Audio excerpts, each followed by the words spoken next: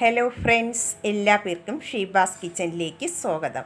ഇന്നത്തെ റെസിപ്പി ആവിയിൽ തയ്യാറാക്കിയെടുത്ത കസ്റ്റാർഡ് ഫ്ലേവറിലുള്ള നല്ലൊരു കേക്കിൻ്റെ റെസിപ്പിയാണ്. വളരെ ഈസി ആയിട്ട് തന്നെ നമുക്കിത് തയ്യാറാക്കിയെടുക്കാൻ പറ്റും. എല്ലാവരും ഒന്ന് ട്രൈ ചെയ്ത് നോക്കണം. എന്നിട്ട് കമൻസുകൾ അറിയിക്കാൻ മറക്കരുതേ. വീഡിയോ ഇഷ്ടമാകുന്നെങ്കിൽ ഒന്ന് ലൈക്ക് ചെയ്തും കൂടെ സപ്പോർട്ട് ചെയ്യണേ. എന്നാൽ നമുക്കിത് എങ്ങനെയാണ് തയ്യാറാക്കുന്നതെന്ന് നോക്കാം. അതിനായി ആദ്യം ഞാനിവിടെ ഒരു മിക്സിയുടെ ജാർ എടുത്തിട്ടുണ്ട്. അതിലേക്ക് 1/2 കപ്പ് പഞ്ചസാര ചേർത്ത് കൊടുക്കാം. ഇനി ഈ പഞ്ചസാര നന്നായിട്ട് തന്നെ ഒന്ന് പൊടിച്ചിട്ടെടുക്കാം.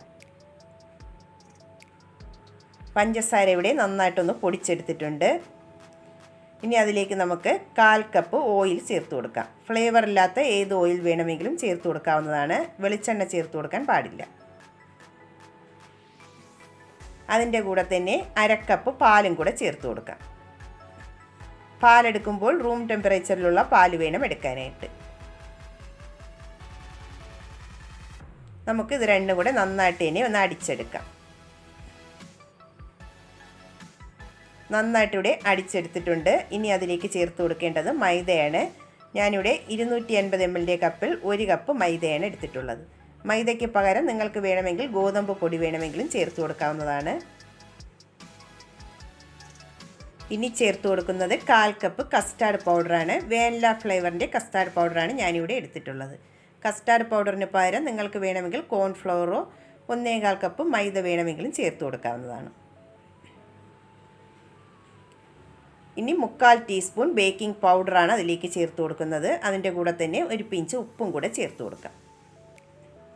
പൊടികളൊക്കെ ചേർത്തതിന് ശേഷം ജസ്റ്റ് ഒന്ന് കറക്കിയെടുത്താൽ മതിയാകും. ഇനി അതിലേക്ക് 1/4 കപ്പ് പാലും കൂടെ ഒഴിച്ചു കൊടുക്കുന്നുണ്ട്. എന്നിട്ട് നമുക്ക് ജസ്റ്റ് ഒന്ന് മിക്സ് ചെയ്തിട്ട് എടുക്കാം. ഒരുപാടിട്ടങ്ങ് അടിച്ചെടുക്കാൻ പാടില്ല. ജസ്റ്റ് ഒന്ന് നമുക്കിതൊന്ന് കറക്കിയെടുത്താൽ മതിയാകും. ഇതിവിടെ അടിച്ചെടുത്തിട്ടുണ്ട്. നമുക്കിനി ഇതൊരു ബൗളിലേക്ക് ഒഴിച്ചു കൊടുക്കാം.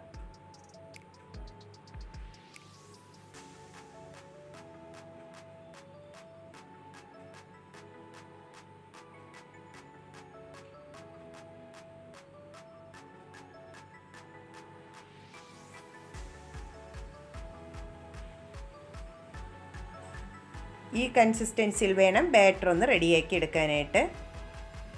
എനിക്കിവിടെ 1/4 കപ്പ് പാലാണ് ഇതൊന്ന് റെഡിയാക്കി എടുക്കാനായിട്ട് വേണ്ടി വന്നിട്ടുള്ളത്.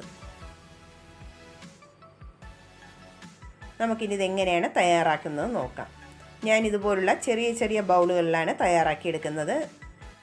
നിങ്ങളുടെ കയ്യിലുള്ള ഏത് പ്ലേറ്റിൽ വേണമെങ്കിലും ഇത് തയ്യാറാക്കി എടുക്കാവുന്നതാണ്. ഞാനിവിടെ ബൗളിലേക്ക് കുറച്ച് ഓയിലൊന്ന് എല്ലാ ഭാഗത്തുമായിട്ട് ഒന്ന് ബ്രഷ് ചെയ്തെടുക്കുന്നുണ്ട്.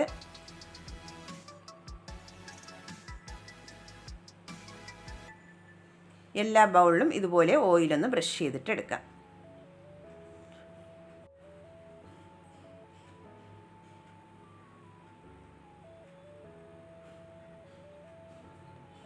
എല്ലാ ബൗളിലും ഓയിലൊന്ന് ബ്രഷ് ചെയ്തെടുത്തിട്ടുണ്ട്. ഇനി നമുക്ക് ബാറ്റർ അതിലേക്ക് ഒഴിച്ചു കൊടുക്കാം.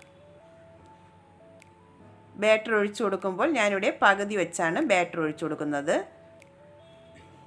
അല്ലെങ്കിൽ ഇത് പൊങ്ങി വരുമ്പോൾ തൂകിപ്പോകാനുള്ള ചാൻസ് ഉണ്ട്. അതുകൊണ്ട് നമുക്കിത് ബൗളിൻ്റെ പകുതി വീതം ഒഴിച്ചു കൊടുക്കാം.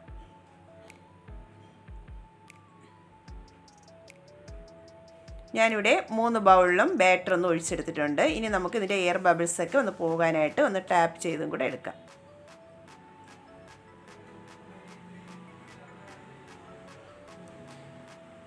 ഇനി ഇത് ആവിയിലാണ് വേവിച്ചെടുക്കുന്നത്. അതിനായിട്ട് ഞാനിവിടെ ഒരു ഇഡ്ഡലി പാത്രത്തിലേക്ക് വെള്ളമൊന്ന് തിളപ്പിക്കാൻ വെച്ചിട്ടുണ്ടായിരുന്നു.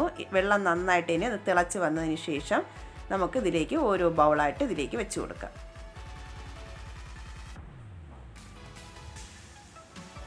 ഇനി നമുക്ക് ഇതൊന്ന് ഒരു 5 മിനിറ്റ് ഒന്ന് അടച്ച് വെച്ചിട്ട് ഒന്ന് വേവിച്ചെടുക്കാം. ഒന്ന് സെറ്റായി വന്നതിന് ശേഷം നമുക്കിനി അതിലേക്ക് ഒന്ന് ഗാർണിഷ് ചെയ്തെടുക്കാം.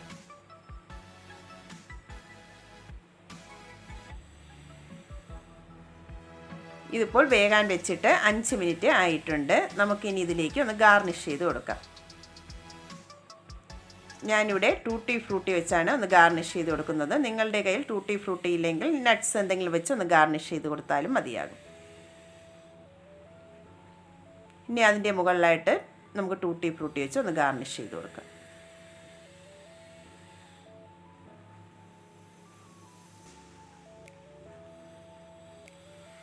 ഇനി നമുക്കിത് അടച്ച് വെച്ച് ഒരു 15 മിനിറ്റും കൂടെ ഇതൊന്ന് വേവിച്ചിട്ട് എടുക്കാം.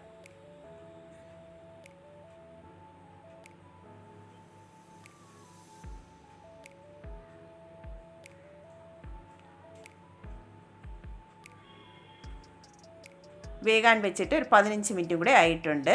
ടോട്ടൽ 20 മിനിറ്റാണ് ഇത് വേകാനായിട്ട് എടുത്തിട്ടുള്ളത്. ഇനി നമുക്കിതൊന്ന് കുക്കായിട്ടുണ്ടോ എന്ന് ഒരു ടൂത്ത് പീക്ക് വെച്ച് ഒന്ന് കുത്തി നോക്കാം. ടൂത്ത് പീക്ക് നന്നായിട്ട് തന്നെ ക്ലീനായിട്ട് കിട്ടിയിട്ടുണ്ട്. ഇതിവിടെ നന്നായിട്ട് കുക്കായി വന്നിട്ടുണ്ട്. ക്ലീനായിട്ട് കിട്ടിയിട്ടില്ലെങ്കിൽ ഒരു 5-10 മിനിറ്റും കൂടി ഒന്ന് വേവിച്ചെടുക്കേണ്ടതാണ്. നമുക്കിനി നന്നായിട്ട് തണുത്തതിന് ശേഷം ഒരു പ്ലേറ്റിലേക്ക് മാറ്റി കൊടുക്കാം. ഇതിപ്പോൾ നന്നായിട്ട് ഇനി ഒന്ന് തണുത്ത് വന്നിട്ടുണ്ട്. നമുക്കിനി ഇത് പ്ലേറ്റിലേക്ക് മാറ്റി കൊടുക്കാം. ഞാനിവിടെ ഇത് സൈഡെല്ലാം ഒന്ന് കത്തി വെച്ച് ഒന്ന് വിടികിച്ചെടുത്തിട്ടുള്ളതാണ്.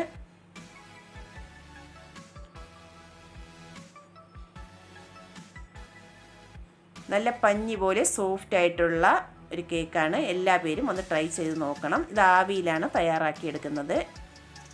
നല്ല ടേസ്റ്റുമാണ്. ഇഷ്ടമാകുന്നെങ്കിൽ ഒന്ന് ലൈക്ക് ചെയ്ത് സപ്പോർട്ട് ചെയ്യണേ. ആദ്യമായിട്ടാണ് കാണുന്നവരാണെങ്കിൽ പ്ലീസ് ഒന്ന് സബ്സ്ക്രൈബ് ചെയ്യാനും കൂടെ മറക്കരുതേ. എന്നാൽ നമുക്ക് പുതിയൊരു വീഡിയോയുമായി വീണ്ടും കാണാം. Thank you.